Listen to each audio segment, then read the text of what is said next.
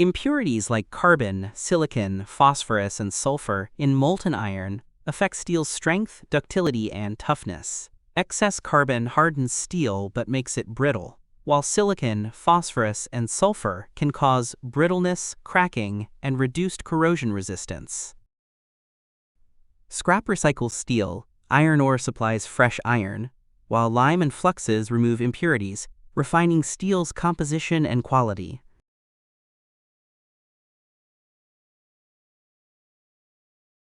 The thermodynamic process model predicts chemical reactions and heat balance, optimizing steel refining by adjusting inputs and process conditions dynamically. The infrared camera-based vessel auto tilt system monitors slag steel separation during pouring, automatically adjusting vessel tilt to prevent slag from contaminating liquid steel, ensuring purity, efficiency, and minimizing metal loss. Bulk alloy additions, crucial for achieving precise steel chemistry, involve introducing ferroalloys like manganese, silicon, or nickel into molten steel during secondary metallurgy. These additions adjust properties such as strength, toughness, and corrosion resistance. Following alloy addition, bath homogenization ensures uniform chemical composition and temperature throughout the molten steel. This is achieved by argon gas purging, which stirs the liquid metal, dissolving alloys efficiently and eliminating temperature gradients. Accurate mathematical models guide the timing and quantity of additions, ensuring consistency and reducing alloy costs while meeting stringent steel quality specifications.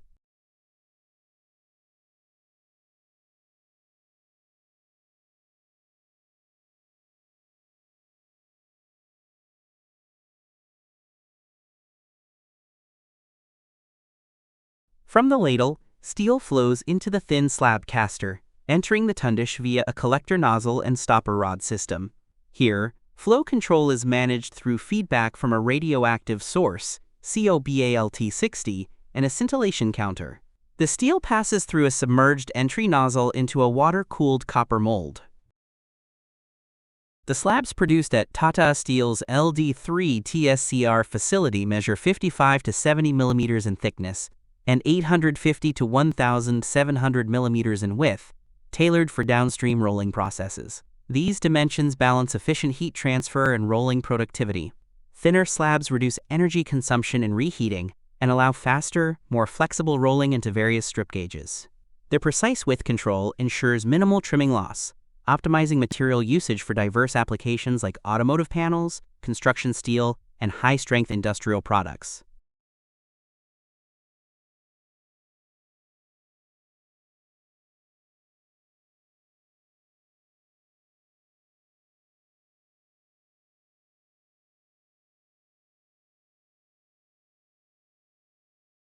Slabs for API X65 and X70 grades produce high-strength pipeline steels, offering excellent toughness, weldability, and resistance to harsh service conditions.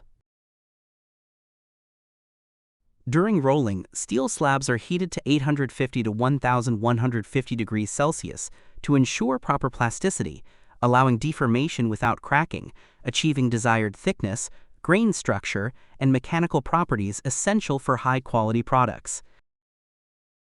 At Tata Steel's LD3 TSCR mill, slabs are rolled into strips ranging from 1.2 to 16 millimeters thick, with exceptional precision, maintaining thickness variation within just 50 microns. Such tight tolerance is achieved through advanced hydraulic gap control, real-time sensors, and adaptive models. This precision ensures uniformity crucial for demanding applications like automotive steel, electrical steel, and high-strength construction materials, delivering consistent mechanical properties, surface quality, and optimal performance in end-user industries. The Continuous Variable Crown (CVC) system is a sophisticated technology used in rolling mills to control strip shape and flatness during steel rolling. By precisely shifting the work rolls laterally, CVC adjusts the roll gap profile across the strip's width, effectively compensating for roll bending, thermal expansion, and material flow variations.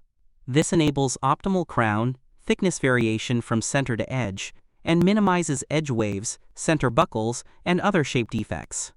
CVC enhances product quality, improves mill productivity, and allows flexible production of diverse steel grades and strip widths with precise dimensional accuracy. A modern pumping station was constructed as part of the San Salvador Dam Project in the province of Huesca, Spain, with the primary goal of improving irrigation for the Aragon and Catalunya canal system, particularly during dry seasons when water demand is highest. This station serves as a model of technical innovation, operational reliability, and energy efficiency.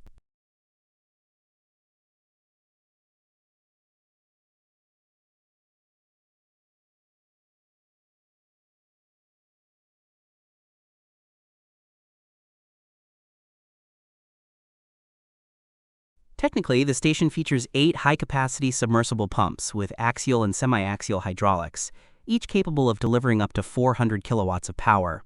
The pumps are designed to extract water from 2 different depths, 18 meters and 28 meters, posing a significant engineering challenge.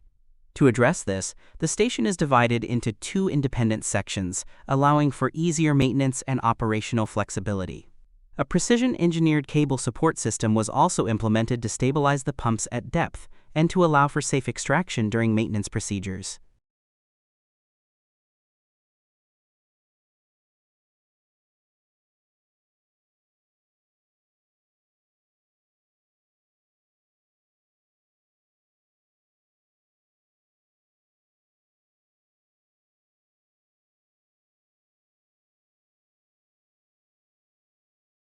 Operationally, the station is managed through a sophisticated control system that includes a custom-built electrical panel equipped with variable frequency drives, VFDs. This enables precise regulation of pump speed and operation based on real-time water demands, ensuring consistent and reliable performance.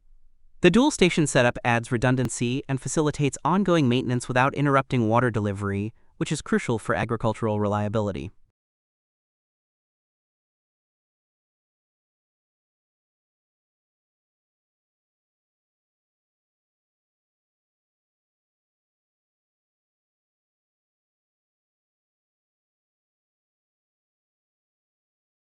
From an energy efficiency standpoint, the project incorporates several innovative features. Most notably, it employs a hydraulic effect known as an inverted siphon, which effectively reduces the manometric head, pumping height, by up to 2 meters. This reduces the energy required to lift water, particularly when reservoir levels are favorable. Combined with the use of premium efficiency motors and VFDs, the system achieves substantial energy savings, up to 50% under optimal conditions and around 10% when water levels are low. Upon arrival, each pump is logged, labeled, and inspected for visible damage to ensure accurate tracking and service planning.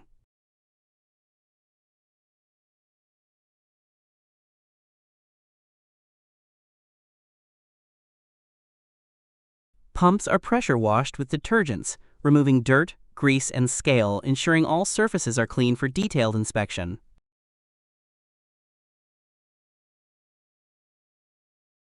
Technicians carefully dismantle the pump, examining internal components like seals, bearings, valves, and plungers for wear, cracks, or corrosion.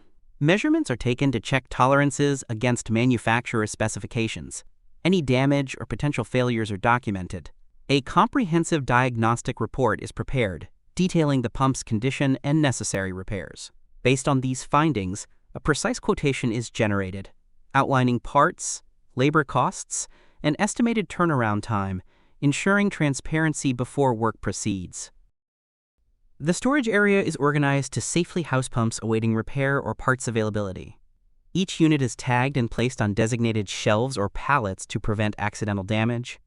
Environmental controls, such as dust covers and humidity regulation, help protect sensitive components.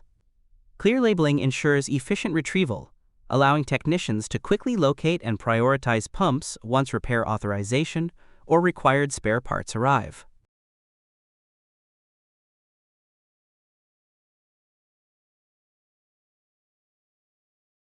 During verification testing, the repaired pump is connected to a specialized test bed that replicates real operating conditions. Technicians run the pump through various pressure and flow scenarios, monitoring performance metrics like pressure stability, flow rates, vibration levels, and noise. Any irregularities are promptly addressed, Detailed readings are compared against manufacturer specifications to confirm the pump's functionality and efficiency. This rigorous testing ensures the pump operates safely and reliably before it's approved for return to service, guaranteeing customer satisfaction and equipment longevity. The pump receives a protective primer and durable top coat in a controlled spray booth, ensuring corrosion resistance and a professional finish. After final checks, the pump is securely packaged, accompanied by service reports and test results, and scheduled for prompt delivery to the client site. The manufacturing process for gas turbines involves precision engineering and advanced materials. It begins with designing components like blades, vanes, and combustion liners using high-temperature alloys for durability. Parts are forged, cast, or machined to exact specifications, then undergo heat treatment for strength. Precision machining, grinding, and coating protect against heat and wear. High-speed balancing ensures stable rotation. Rigorous inspections and testing verify performance and quality. Finally, skilled technicians assemble the turbine, integrating complex parts into a unit built for efficiency, reliability, and long service life in demanding conditions. A modular billet caster is a type of continuous casting machine designed for the efficient and flexible production of steel billets. In continuous casting, molten steel is solidified into semi-finished products like billets, blooms, or slabs, which are then further processed in rolling mills. The modular design, as offered by companies like Electrotherm, brings significant advantages in terms of customization, scalability, and ease of maintenance.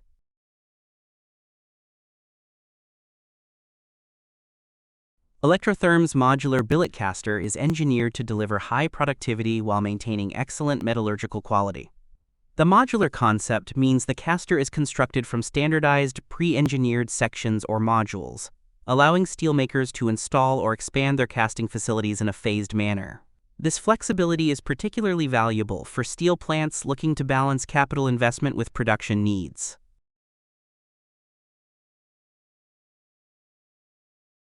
Key features of Electrotherm's modular casters include advanced mold technology with oscillation systems for optimal solidification, efficient secondary cooling arrangements, and robust withdrawal and straightening units to handle the solidified strand gently and precisely. The machine design prioritizes ease of maintenance, reducing downtime and operational costs.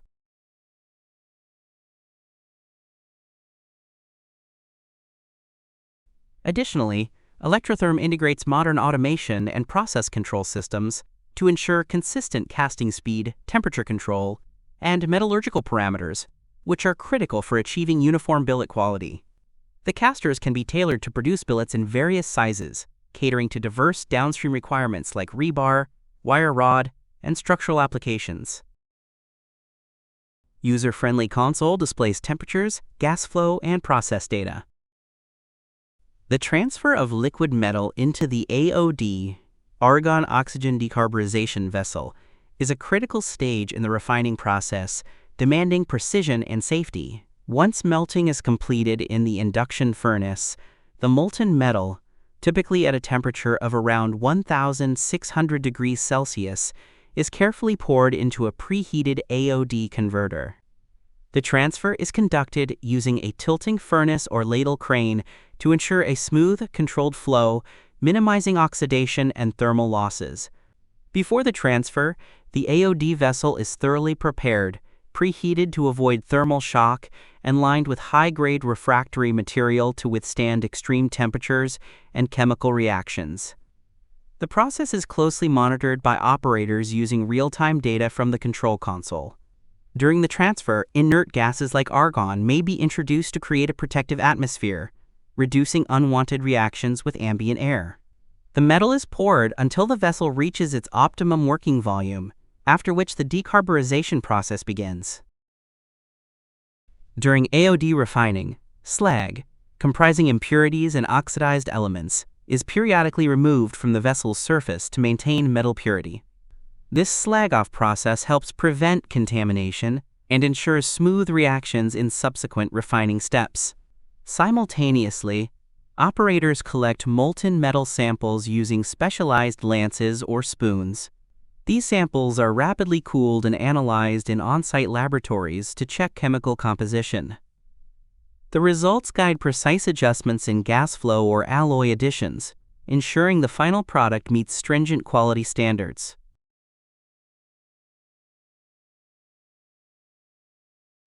After refining in the AOD converter, the purified molten metal is carefully poured into a ladle for subsequent handling and processing.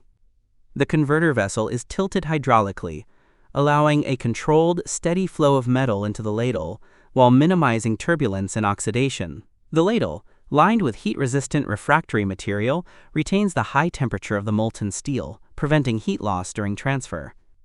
Operators ensure slag is kept separate from the metal stream to avoid contamination. In some cases, alloying elements or deoxidizers may be added directly into the ladle to fine-tune the composition. Once filled, the ladle is transported, often by overhead crane, to either a ladle furnace for further treatment or directly to the casting area for solidification into semi-finished products like billets or slabs.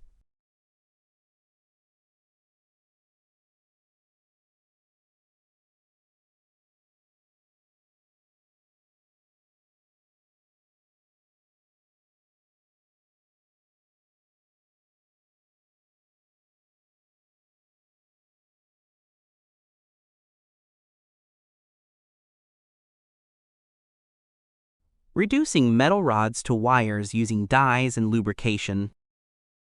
Annealing involves heating drawn wires to around 300 to 500 degrees Celsius, then slowly cooling them. This relieves internal stresses, restores ductility, improves conductivity, and makes the wires flexible for further processing. Stranding twists multiple annealed wires together to form a single conductor of the desired size and shape. It enhances flexibility, prevents wire breakage during bending, and ensures uniform electrical characteristics. Different stranding patterns, like concentric or bunched, are chosen based on cable type, current capacity, and mechanical strength requirements.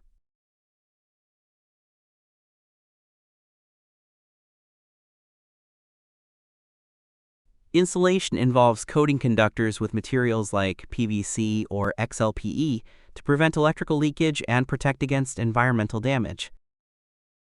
Laying up arranges multiple insulated cores together in a precise helical formation to create multi-core cables. This process ensures uniform shape, reduces electromagnetic interference, and improves cable flexibility. Fillers may be added to maintain a round profile, and proper tension control prevents damage to insulation during twisting.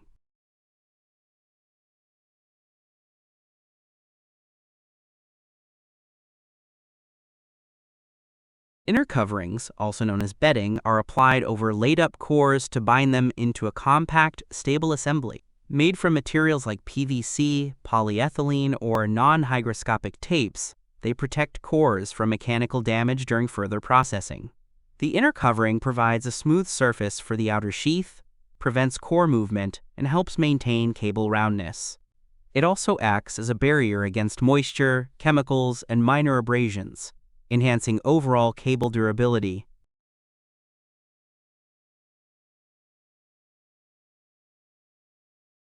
The outer sheath, usually made of PVC, polyethylene, or rubber, is extruded over the cable to provide robust mechanical protection. It shields against moisture, chemicals, abrasion, and environmental factors. Besides enhancing durability, the sheath ensures safety by preventing electrical hazards and preserving the cable's structural integrity in diverse installation conditions. Quality control ensures cables meet electrical, mechanical, and safety standards.